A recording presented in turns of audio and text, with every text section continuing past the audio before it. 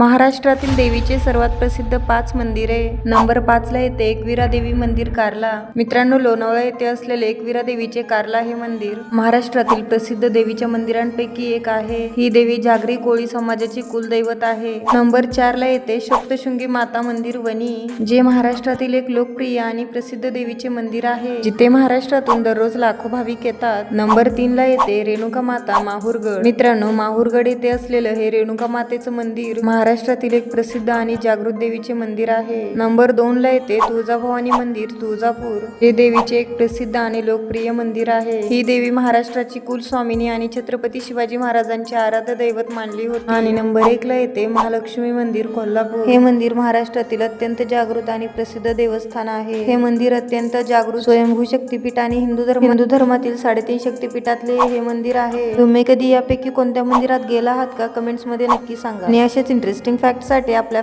फॅक्टीला subscribe करा.